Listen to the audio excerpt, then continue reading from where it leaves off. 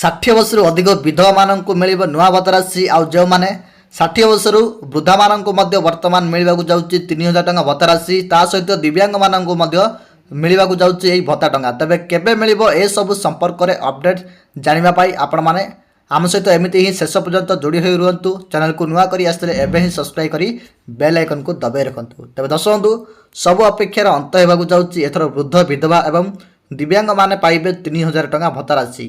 ଆଗକୁ ଆସୁଛି ଯେହେତୁ ଆପଣମାନଙ୍କର ପଞ୍ଚାୟତ ଇଲେକ୍ସନ୍, ଆଉ ପଞ୍ଚାୟତ ଇଲେକ୍ସନ୍କୁ ଦୃଷ୍ଟିରେ ରଖି ରାଜ୍ୟ ସରକାର ଖୁବ୍ ଶୀଘ୍ର ଏହି ଦିନ ମିଳିବାକୁ ଯାଉଛି ଆପଣମାନଙ୍କୁ 3000 ଟଙ୍କା ଭତ୍ତା ରାଶି। ତେବେ ଆଗରୁ ବିଜେପି ସରକାର ଯାହା ପ୍ରତିଶ୍ରୁତି ଦେଇଥିଲେ ତାହା ବର୍ତ୍ତମାନ କାର୍ଯ୍ୟକାରୀ ହେବାକୁ ଯାଉଛି। ଏଥର ମିଳିବ 3000 ଟଙ୍କା ନୂଆ ଭତ୍ତା ରାଶି। ତାହା ସହିତ 80 ବର୍ଷରୁ ଅଧିକ ବ୍ୟକ୍ତିଙ୍କୁ ମିଳିବ 3500 ଟଙ୍କା। ସେହିଭଳି ଦିବ୍ୟାଙ୍ଗମାନଙ୍କୁ ମଧ୍ୟ ଯେଉଁମାନେ 80 ବର୍ଷରୁ ଅଧିକ ହୋଇଯାଉଛନ୍ତି ସେମାନଙ୍କୁ ମଧ୍ୟ 3500 ଟଙ୍କା ଭତ୍ତା ରାଶି ମିଳିବ।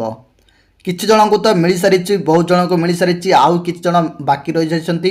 ସେମାନଙ୍କୁ ଆସନ୍ତା ମାସରେ ମିଳିବାକୁ ଯାଉଛି ଏହି 3500 ଟଙ୍କା ଭତ୍ତା ରାଶି। ଏହା ସହିତ ଯେଉଁମାନେ ବର୍ତ୍ତମାନ 60 ବର୍ଷ ହେଉଛନ୍ତି ସେମାନଙ୍କୁ କେବେ ମିଳିବ ଏ ନେଇ ବଡ଼ ପ୍ରଶ୍ନ ମଧ୍ୟ ରହୁଛି। ତେବେ ଦର୍ଶକ ବନ୍ଧୁ, ଆମେ କହି ରଖୁଛି ଯେହେତୁ ଆପଣମାନଙ୍କର ଆସୁଛି ଆଗକୁ ଇଲେକ୍ସନ୍, ତ ଏହି ଇଲେକ୍ସନ୍କୁ ଦୃଷ୍ଟିରେ ରଖିବେ ରାଜ୍ୟ ସରକାର। ଆଉ ଆସନ୍ତା ମାସରେ ମିଳିପାରେ ବୋଲି ମଧ୍ୟ ସୂଚନା ମିଳୁଛି। ଖୁବ୍ ଶୀଘ୍ର ଅଫିସିଆଲ ଆନାଉନ୍ସମେଣ୍ଟ ମଧ୍ୟ ହୋଇଯିବ, ବିଜ୍ଞପ୍ତି ମଧ୍ୟ ପ୍ରାପ୍ତ ହୋଇଯିବ। କାହିଁକି ଏହି ଅପେକ୍ଷା, ଯେହେତୁ ଆପଣମାନଙ୍କ ରହିଛି 2 ବର୍ଷ ଅଲରେଡ଼ି ହୋଇଗଲାଣି। ଜୁନ୍ ମାସରୁ ସରକାର ଗଠନ ହୋଇଗଲାଣି। ପ୍ରଥମ ବଜେଟ୍ରେ ଆସିଲା ନାହିଁ, ଦ୍ୱିତୀୟ ବଜେଟ୍ରେ ଯେଉଁ ରହିଥିଲା 2025 ମସିହା ସେତେବେଳେ ମଧ୍ୟ ଆସିନଥିଲା। କିନ୍ତୁ ତାହା ଆଉ ବର୍ତ୍ତମାନ ଲେଟ୍ ହେବ ନାହିଁ। ଖୁବ୍ ଶୀଘ୍ର ଆପଣମାନଙ୍କୁ ମିଳିବାକୁ ଯାଉଛି 3000 ଟଙ୍କା ଭତ୍ତା ରାଶି।